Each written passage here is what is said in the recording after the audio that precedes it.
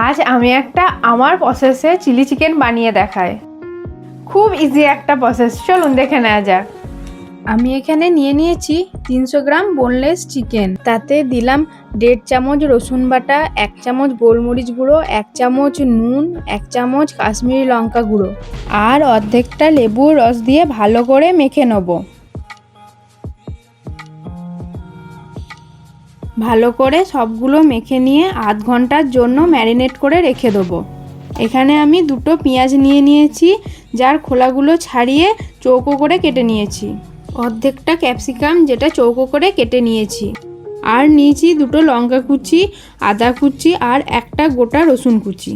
চিকেনটা আধ ঘন্টার জন্য ম্যারিনেট হয়ে গেছে। এবার দিয়ে দিচ্ছি 2 টেবিল চামচ কর্নফ্লাওয়ার ও একটা ডিম। এবার এটা চিকেনের সাথে ভালো করে মেখে নেব। ডিমটা দেওয়ার কারণ হলো কর্নফ্লাওয়ারের কোটিংটাকে এবং চিকেনটাকে নরম রাখবে। এবার কড়াইয়ে নিয়ে নিলাম 1 কাপ পরিমাণ সাদা তেল। এবার চিকেনটাকে আমি পকোড়ার আকারে ফ্রাই করে নেব। এটা অল্প আঁচে অনেকক্ষণ ধরে ফ্রাই করব, যাতে ভেতর থেকে সেদ্ধ হয়ে যায়।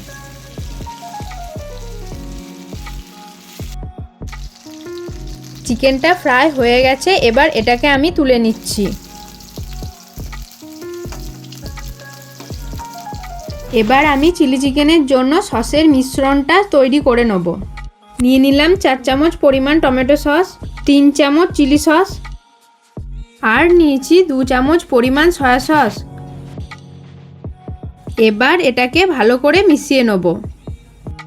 সসটা মেশানো হয়ে গেছে। এবার কড়াইয়ে অল্প তেল দিয়ে রসুন কুচিটা ভেজে নেব। রসুনটা হালকা লাল হয়ে গেলে এর মধ্যে পেঁয়াজটা দিয়ে দেব। মনে রাখতে হবে প্রত্যেকটা ফ্রাইগুলো কিন্তু হাই হিটে হবে। পেঁয়াজ ভাজা হয়ে গেছে, এবার দিয়ে দিচ্ছি কুচিয়ে রাখা আদাটা।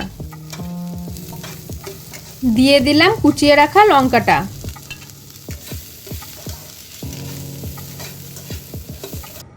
দিয়ে দিচ্ছি স্বাদ মতো নুন। এবার এর মধ্যে ক্যাপসিকাম কুচিটা দিয়ে দিচ্ছি।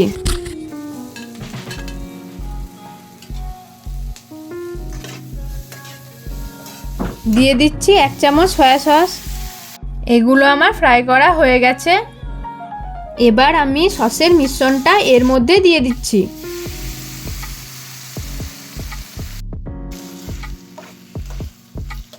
সসটাকে ভেজিটেবিলগুলোর সঙ্গে ভালো করে মিশিয়ে নিয়েছি। এবার দিয়ে দিচ্ছি ভেজে রাখা চিকেনটা।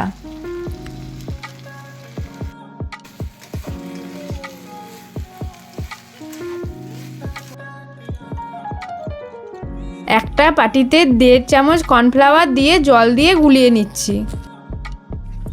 দিয়ে দিলাম মিষ্টতা আনার জন্য একটু চিনি। এবার কর্নফ্লাওয়ার গোলা জলটা এর মধ্যে দিয়ে দিচ্ছি। কর্নফ্লাওয়ার গোলা জলটা দেওয়ার কারণ হচ্ছে থকথকে ভাবটা নিয়ে আসা। এবার গ্রেভির জন্য একটু জল অ্যাড করে দিচ্ছি।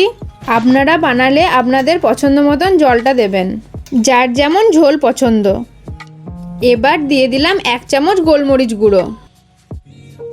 একদম সহজ পদ্ধতিতে আমার চিলি চিকেন রেডি হয়ে গেছে। যদি ভালো লাগে আপনারাও একবার বানিয়ে দেখতে পারেন। গার্নিশিংয়ের জন্য ছড়িয়ে দিলাম একটু ধনেপাতা। ব্যাস হয়ে গেছে আমার চিলি চিকেন রেডি। আপনাদের যদি রান্নাটা ভালো লেগে থাকে অবশ্যই পেজটা তাহলে ফলো সাবস্ক্রাইব করে দেবেন আর লাইক কমেন্ট শেয়ার করতে ভুলবেন না কিন্তু। দেখা হচ্ছে তাহলে পরবর্তী ব্লগে।